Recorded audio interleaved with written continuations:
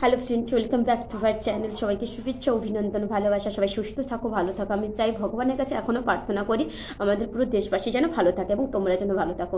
এই ভিডিওটা একটু অন্যরকম, কারণ আমার কমেন্টস বক্সে, আমার মেসেঞ্জারেতে প্রচুর পরিমাণে কমেন্টস ঢুকছে।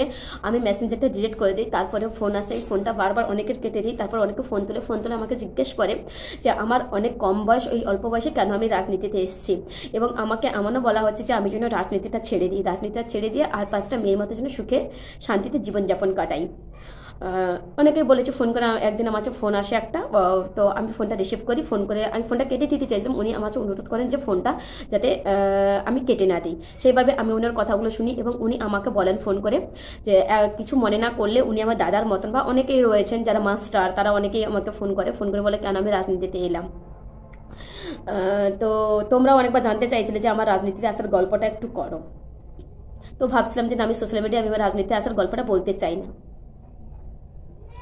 বা আমি এটা চাইছিলাম যে আমি রাজনীতিটা করব না বা ছেড়ে দেব। এখন আমি তোমাদের কিছু ক্লিপ এখানে দেখাবো। তোমাদের যদি মনে হয়, এগুলো দেখে যদি মনে হয় যে না আমার রাজনীতি থেকে বেরিয়ে আসা উচিত, তাহলে আমি হাত জোড়ছি তোমাদের কাছে, আমি রাজনীতি করবো না, রাজনীতি ছেড়ে বেরিয়ে আসবো। আমি তোমাদের এখানে কিছু ভিডিও এখানে দেখাবো। সরি, ভিডিও দেখাতে পারছি না এখানে, কারণ ওই ভিডিওতে এত নোংরা পরিমাণে গালিগালাজ করা আছে, যেগুলোর জন্য আমার প্রোফাইলে অনেক প্রবলেম হতে পারে, যেগুলো ফেসবুকের নিয়ম আমাকে মেনে চলতে হবে। সেই কারণের জন্য আমি এখানে স্ক্রিনশট নিয়েছি। তো এখানে কিছু কিছু জিনিস আমি তোমাদেরকে দেখাবো। এত পরিমাণে নোংরা আমাকে গালিগালাজ করা হয়েছে, যেগুলো শুনলে তো তোমরা ভাববে যে আমার মতো মেয়ে কি করে এখনো পর্যন্ত মস্তিষ্ক ঠিক রয়েছে, বুঝলে। এখানে দেখবে, আমি জানি নন্দীগ্রামের প্রচুর মানুষ রয়েছে যারা আমাকে চেনে। নন্দীগ্রামের বাসীরা আমার ভিডিওটা দেখবে, ভিডিওটা অনেক বড় হবে, তার জন্য সরি। প্লিজ একটু অনুরোধ করবো যে ভিডিওটা দেখো, প্লিজ ক্লিপ করে চলে যেও না। হ্যাঁ, যারা আমাকে গালিগালাজ করেছিল ওই পঞ্চায়েতের সময়, তো তাদেরও ছবি এখানে দেখতে পাবে, তারাও আমার ভিডিওটা দেখবে।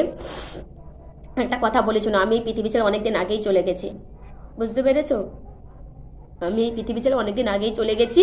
হ্যাঁ, জানি যে এটা দেখালে আমার পর আবার অ্যাটাক হবে, তো তাতে কিছু যায় আসে না আমার, বুঝলে। যখন এত বড় ধাক্কা যখন পেরিয়ে আমি এখানে আসতে পেরেছি, তো আমার মনে হয় যে আমার পৃথিবীতে থাকা না থাকা আমি অনেকদিন আগে পঞ্চায়েতের সময় শেষ হয়ে গেছি।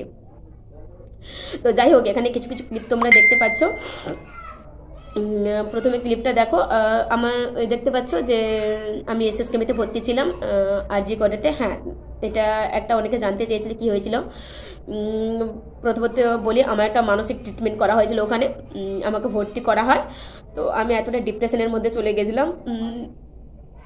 এই যে দেখতে পাচ্ছ, এই যে ফটোগুলো দেখো ভালো করে, দেখতে পাচ্ছ ওই যে যারা লাফালাফি করছে না, যারা লাফালাফি করছে, দেখতে পাচ্ছ তো? হ্যাঁ, এই সেকেন্ডটাকেও দেখতে পাচ্ছ কিরকম ভাবে ওরা লাফালাফি করছে। আমি না ওদের কোলে পিঠেই মানুষ হয়েছি, বুঝলে। এরা সবাই আমার পাড়া প্রতিবেশী পাশের গ্রামের। এরা ছোটবেলা থেকেই আমাকে চেনে, আমি কোলে পিঠে মানুষ হয়েছি এদের কাছে, বুঝলে।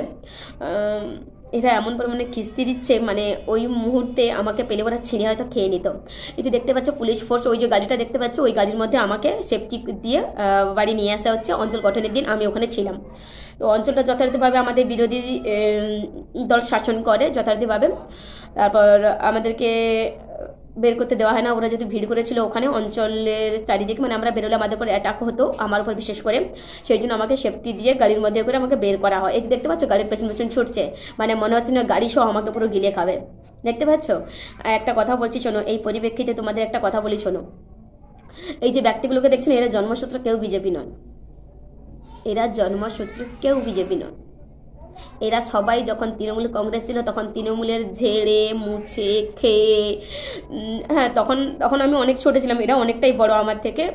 আমার ভুল কি, আমি তৃণমূল কংগ্রেস করি কারণ আমরা দল পরিবর্তন করতে জানি না, আমরা বেইমানি করতে জানি না। এই যে যতজন দেখতে পাচ্ছ গেরুয়া আবির মেখে লাফালাফি করছে, এরা সবাই টিএমসির ছিল আগামী দিনে। হঠাৎ দল পরিবর্তন আর আমাদের উপর অত্যাচার, বুঝতে পেরেছো কেন করেছে? তোমরাই বলো, এত কিছু সহ্য করার পরেও কি করে আমি রাজনীতি থেকে ছেড়ে আসতে পারি? তোমাদের যদি এই ভিডিওটা দেখার পরে যদি মনে হয় যে না আমি রাজনীতি থেকে ছেড়ে বেরিয়ে আসবো, তাহলে আমি